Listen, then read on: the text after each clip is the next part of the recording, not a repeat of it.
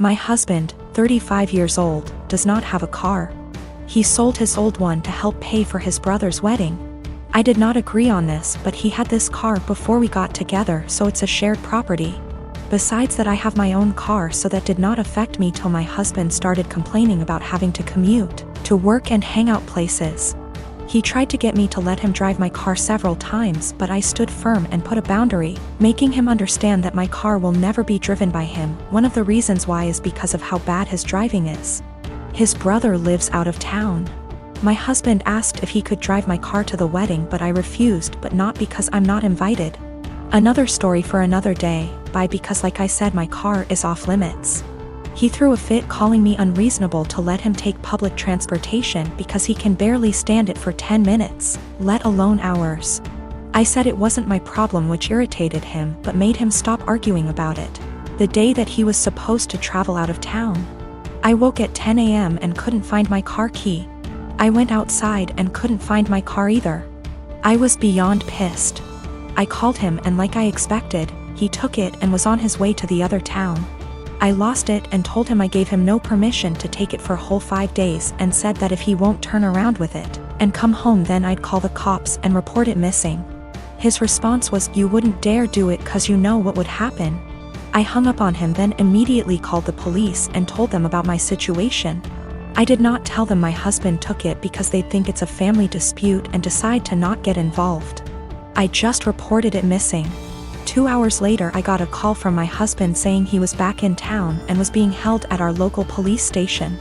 I went to the station and talked to the cops. My husband made a scene there, swearing over and over that I gave him permission to take it, and said I was acting out of jealousy and spite because he was going to attend a wedding that I was not invited to.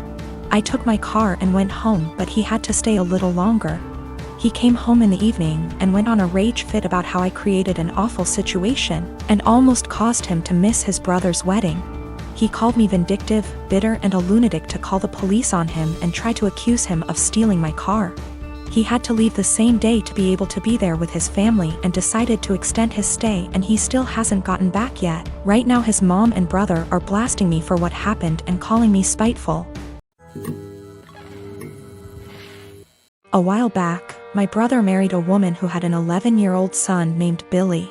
A year later, my sister-in-law gave birth to a little girl. 2 years later, she gave birth to a boy. Billy, who was 14 by this time, was treated like an outsider. My sister-in-law and brother saw him as a burden who spoiled their picture-perfect family. If you asked my sister-in-law how many kids she had, she would say 2. Billy started acting out. He got involved with a bad group of kids and started getting into trouble. He started failing all of his classes. He eventually got into drugs and was suspended from school. My brother and sister-in-law were fed up with him. I asked my brother if Billy could spend the summer with me and my husband. We have a hobby farm, and I thought maybe getting away from his life for a while could help him some. Well, they were more than happy to get rid of him, my SIL's words. It was kind of rough the first few weeks. He had a lot of anger issues. But my husband kept his hands and mind busy doing work on the farm. And we both made sure that he knew he was loved and wanted. By August, he was a totally different kid. He wanted to keep living with us, but my sister-in-law insisted that he come home. After 2 months, he went back to his old ways due to his parents' indifference. They ended up sending him back to us, and he lived with us throughout high school. He ended up being an A/B student and kept with a really great group of kids. He got involved in baseball and got a scholarship to a local university. He's 22 now and is in his last year of school. He's engaged to a really great girl. When he was 16, he started calling me mom, and he started calling my husband pops. He never really had much to do with his mom, and he had nothing to do with my brother. He saw them on holidays when the whole family came over. His mom has tried to have a relationship with him the past few years, but he has avoided her. On Christmas, sister-in-law was over, and for whatever reason, she opened my desk drawer and found a birthday card from Billy where he said, "To the best mom ever. Thanks for loving me and giving me a chance." She was devastated. She ended up texting Billy, confronted him, and asked him if she would be presented as mother of the groom at his wedding. He told her that he no longer considered her his mom and wasn't even sure if he wanted her at the wedding at all. My sister-in-law is now insisting that I make it clear to Billy that I am not his mother and that he is not to refer to me as such. My brother is also very upset with me. Even my parents are pressuring me to do what sister-in-law wants for the sake of peace. Honestly, I consider Billy to be my son. I count him in with all of my children. I feel like telling Billy not to present me as mother of the groom could possibly be misinterpreted as me saying that I don't feel like he's my son and I don't even want to take a chance of that happening. If he decides to present his real mom as mother of the groom, I will 110% support him. I have zero desire to tell Billy not to call me mom, and I absolutely won't do it because I know it would destroy him, and it would kill me. My sister-in-law insists that by not doing it, I'm making it impossible for her to have a relationship with him and I'm being selfish. I have talked to Billy about it some. He doesn't like to talk about his mom at all. He basically just said that he doesn't see her as a mom and has for sure decided he doesn't want her at the wedding. I understand and respect that. My wife and I bought a 4-bedroom house in PA that my son lives in. Our son went to college in PA and wanted to stay in the area. So we bought the house as a second home. We live in NJ and commute into Manhattan for work. We figured that he would have a place to live and we could visit every so often and spend some quality time together. We pay the taxes and services / maintenance on the house. Our son pays for his groceries and the house utilities. All was going well for a few years. Our son meets a girl and they get serious. We met her and she seems nice enough. They announce their engagement and she moves into the house with our son. Now for the problem, the wedding. We hold a little get-to-know-you barbecue at the PA house. My son and daughter are there, as are our son's fiancé and her parents. And sisters.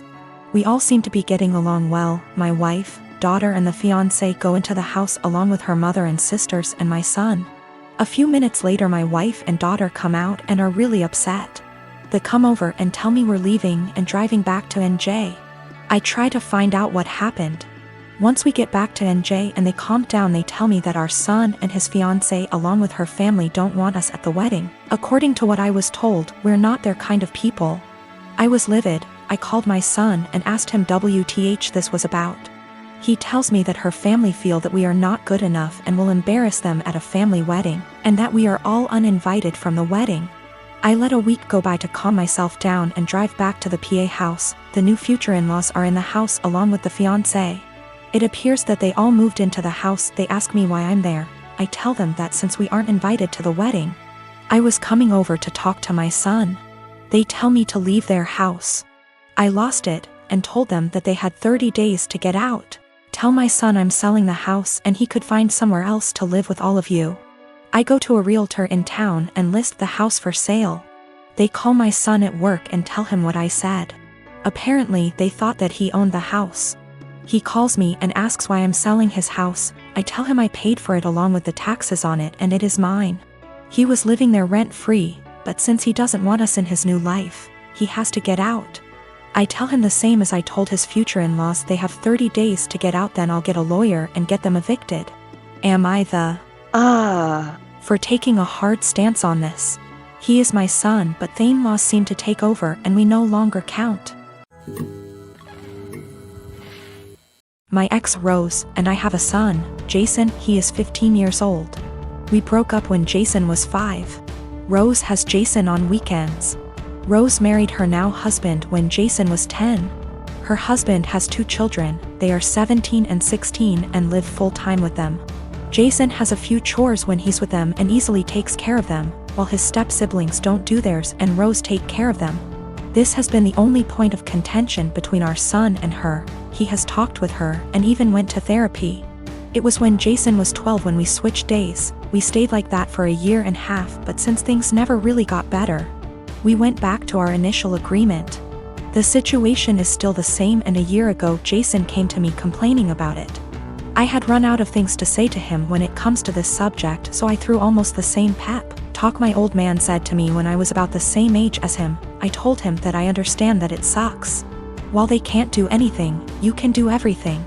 You can cook, clean, do well in school, drive, handle your own money, and you even know how to handle the bills, and I'm not counting the things you've learned from your grandparents and your uncle. I can send you to live alone right now like my old man did with me, an inside joke. And I wouldn't worry because even if you don't know how to do them, you take the time to learn. You are already ahead of many kids your age, even ahead of some adults.